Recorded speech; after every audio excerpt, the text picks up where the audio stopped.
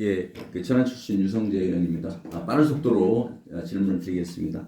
최근 3년간 교육활동 침해 및 조치 결과 현황을 지난번에 받았습니다. 교육활동 침해 현황을 보면요, 그 침해 건수가 나와 있는데 2022년, 23년, 24년 8월까지는 나와 있는데 침해 대상은 학생과 보호자, 그리고요, 그 침해 그 내용을 보면, 교권 침해 내용을 보면요, 상해폭행, 협박, 모욕, 명예훼손, 손괴, 성폭력 범죄, 정보통신 이용 불법 정보 유통, 공무 및 업무 방해, 성적 굴욕감, 혐오감 일으키는 행위, 정당한 교육 활동을 반복적으로 부당하게 간섭하는 것, 생활지도 불응 등 기타 이렇게 나와 있거든요. 그 예를 들어서 하나만 말씀을 드리면 상해폭행 같은 경우는요, 2022년도에 18건, 23년도에 18건, 24년도 8월까지 23건이 이렇게 됐습니다. 여기에서 나와 있는 내용은 이렇게 다양한 형태로 교권이 침해되고 있다 말씀드리고요. 그리고 그 지역별로 교권이 침해되는 그 자료를 제가 통계 자료로 다 받았습니다. 여기에서 그냥 이렇게 말씀드리고, 그리고 방금 전에 존경하는 그 신하철 의원님이 질문을 하셨었는데, 전국에서 그 국감 자료에서 충남이 중도 그 퇴직하는 율이 전국에서 1위라는 소리를 좀 듣고 좀 마음이 좀 많이 안 좋네요. 예, 그렇게 되고, 그 다음에 제가 또 요청드렸던 자료는 교권보호 관련 주요 정책 추진 개요를 받았습니다. 거기에서 교육활동 보호팀, 교권보호센터의 구성, 이런 자료를 다 받았는데, 제가 여기서 드리고 싶은 핵심 말씀은 뭐냐면, 교권 침해가 이렇게 다양하게 심각하게 이렇게 이루어지고 있다.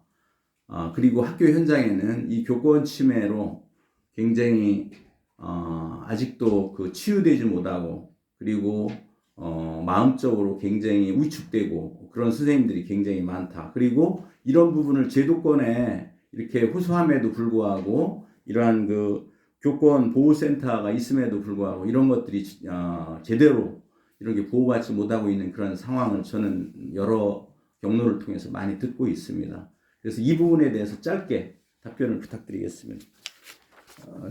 무슨 말씀을 짧게 답변을 주시냐면요, 어떤 지금 노력을 하고 계시는지 짧게 부탁드리겠습니다. 어제 교육국장 신경입니다. 어제도 우리 존경하는 김은경 의원님께서도 교권보호 대책을 말씀을 주셨고요. 또 이용규 부위원장님도 말씀을 주셨는데, 저희들이 이제 사후에 일어나는 사안에 대해서도 여러 가지 방법이 있지만, 어제 말씀 주신 바와 같이 사전에 그런 일이 일어나지 않도록 하는 방안도 강구하는 게 좋겠다 해서 저희들이 노력을 하겠고요. 현재 의원님께서 말씀 주신 어떤 사안들이 발생했을 때 저희들이 법률이라든지 사안 처리 지원이라든지 그 다음에 그런 부분들을 하고 있고요. 그 다음에 심리적 지원 같은 걸 하고 있습니다. 그럼에도 불구하고 이게 잦아들지 않는 이런 부분들이 발생되지 않도록 사전 예방 교육에 더 열심히 하겠다는 말씀을 드릴 수밖에 없네요. 예, 저 지금 그 선생님들이 이 교육 활동을 정말로 소신 있게 신명나게 할 수 있도록 여러 부분에 노력을 좀 해야지 되겠고요. 선생님들이 바로 서지 않으면 교육 자체는 설 수가 없다. 예. 그런 말씀을 좀 드리고 싶습니다. 예. 예, 첫 번째 그 질문은 그렇게 하고, 두 번째는 충남의 아이비 운영 현황에 대해서 말씀을 드리겠습니다. 여기는 충남에 지금 24년 충남의 아이비 학교가 19개 운영 현황인데요. 현황을 제가 받았거든요. 여기에서 질문을 막바로 드리겠습니다. 여기 답변 부탁드리겠습니다. 여기에서 제일 중요한 것이 지금 19개 교가 운영을 하고 있는데, 여기 그 선생님들이 참여하는 연수가요. 연수 인원수가 지금 보면 한 50명, 초중고 희망 교원이 약 50명 정도로 이렇게 희망을 하고 있다라고 그러시더라고요. 그런데 지금 이 IB 교육과정은 전 학교가 다 이런 거기 개념을 같이 함께 해야지 되거든요.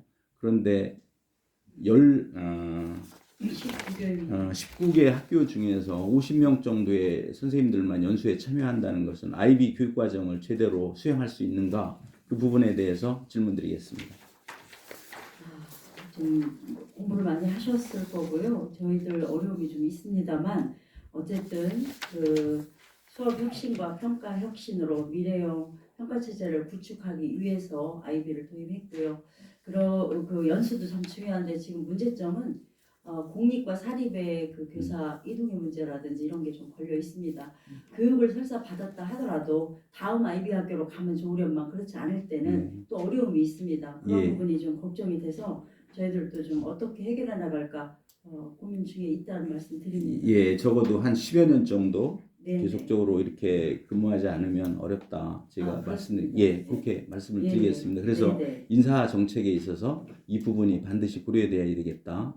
그런 말씀을 고민 중에 드립니다. 있습니다. 네, 네네. 감사합니다. 네. 그 다음 질문 드리겠습니다. 유흥국 의원님하고 저하고 공통으로 추가적으로 자료 요청을 한 건데요. 충남교육청 특수학급 현황을 받았습니다. 받았는데 제가 아침에 여기에 대한 민원 전화를 하나 좀 받았습니다.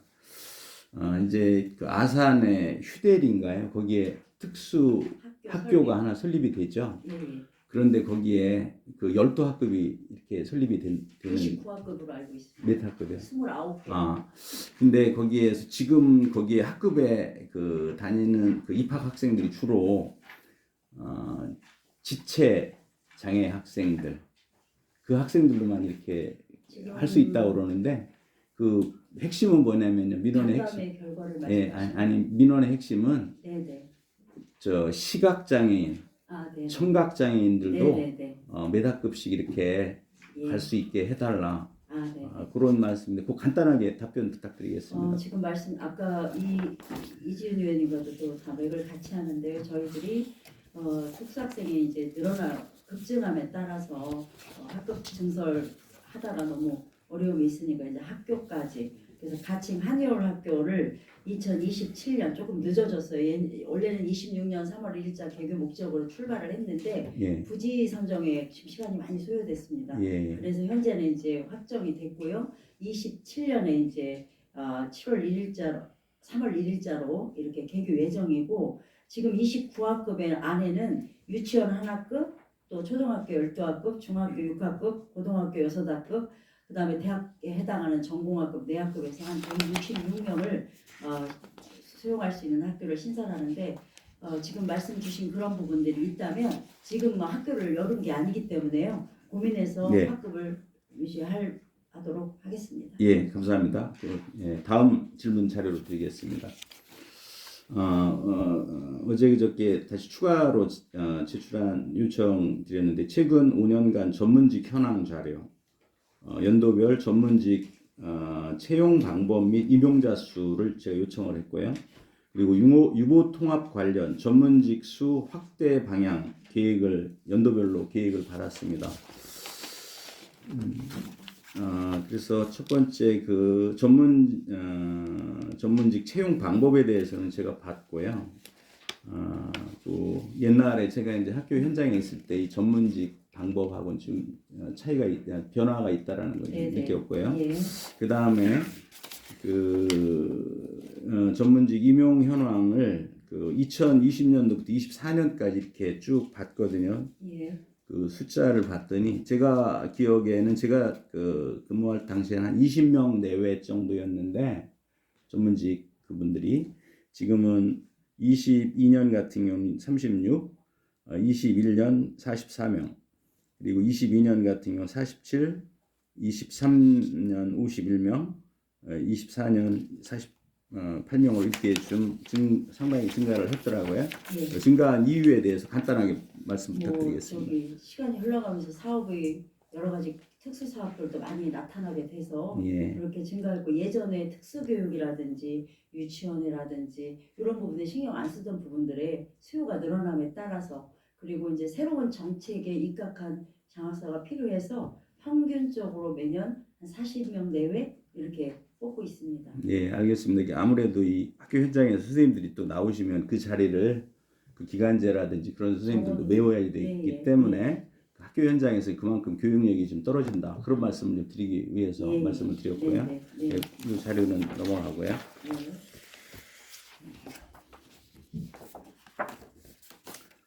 자, 그 다음에는 최근 5년간 교장 공모에 대해서는 어제 말씀을 네, 네. 드렸고요. 네, 네. 그 다음에 그 최근 5년간 교원 중 교육 전문직 합격자 중 파견 교사로 근무한 교원 현황을 제가 받았습니다. 예.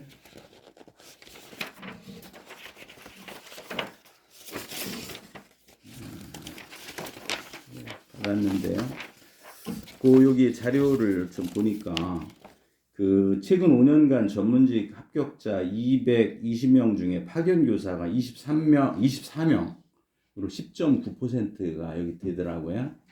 그런데 제가 여기 통계 자료를 쭉 보다 보니까 주로 파견처가 본청, 직속기관 그리고 지역교육청인데 거의 대부분의 파견 선생님들이 본청에 파견되신 분들이 거의 다 합격이시더라고요. 거기에 대해서 답변 부탁드리겠습니다. 글쎄요, 저희도 데이터를 보니까 그렇게 나왔는데 그 파견 교사들이 열심히 해서 그런 거지 저도 그 분석까지는 왜 파견 교사가 11% 정도나 뽑혔는지에 대해서는 이제 의욕을 갖고 파견도 오고 그분들이 또 열심히 해서 그 전문직 시험에 응시를 해서 합격률이 20% 되는 거 아닌가 예. 추측할 뿐입니다.